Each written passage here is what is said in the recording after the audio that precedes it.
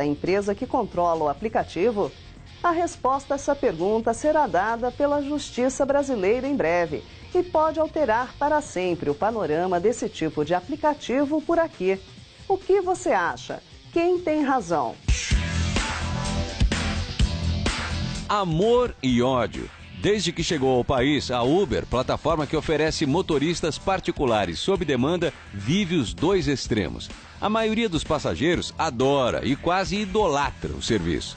Os taxistas odeiam a ideia.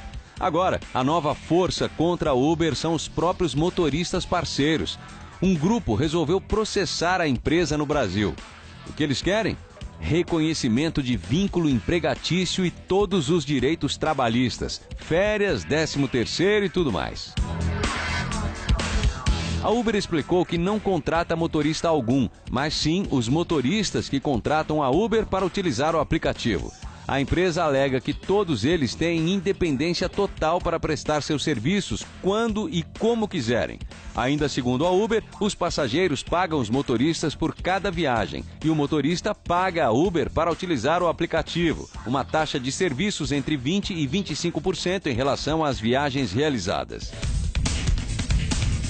As nossas leis trabalhistas são bastante rígidas, mas será que o caso se encaixa nesse cenário? Seriam então os motoristas autônomos ou funcionários da Uber? A CLT vale para plataformas como a Uber? Não é possível você simplesmente dizer aqui não se aplica ou lá se aplica. Precisa examinar o caso concreto. Então nós vamos falar em tese, né?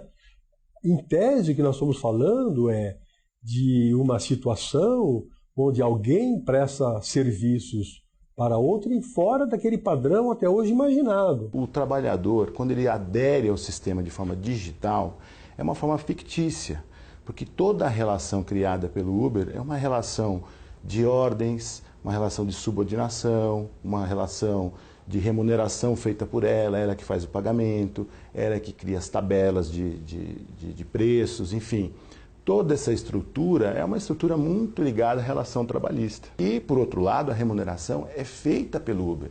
Quando é feito o pagamento pelo sistema digital, com cartão de crédito, ao final da semana o Uber desconta um valor sobre o valor bruto, de todo o valor, de 25% a 30%, dependendo da operação que é feita pelo motorista.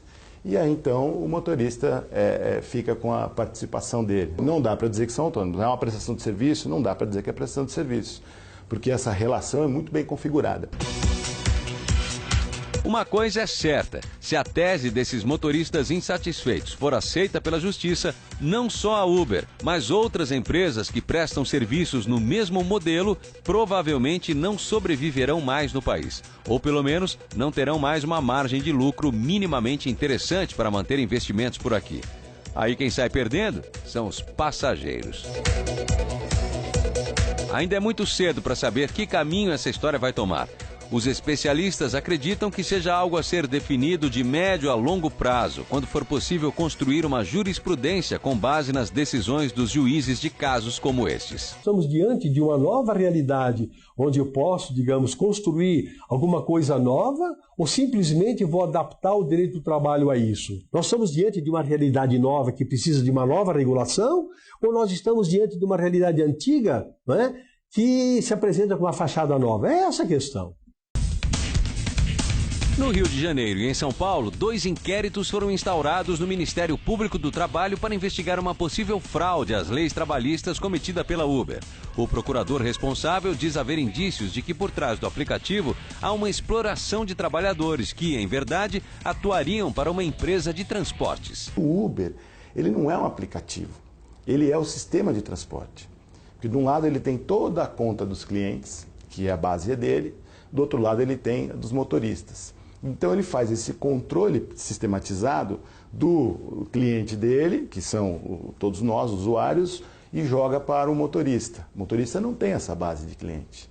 E aí ele faz toda essa transação de meios de pagamento, etc. Então ele é o próprio sistema de transporte. Se lá na frente chegarmos à conclusão, de fato, nenhum que abaixou o aplicativo que trabalha para a Uber é empregado, porque, imagina, olha a realidade, como é diferente da realidade normal de um empregado, né?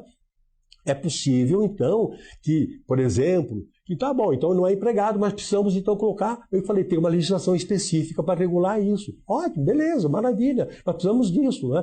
Ou seja, vamos aperfeiçoando tudo isso. O problema não é exclusividade no Brasil. Nos Estados Unidos, 385 mil condutores da Califórnia e de Massachusetts alegam serem empregados da Uber e, por isso, pedem o reembolso de despesas como manutenção do veículo e combustível.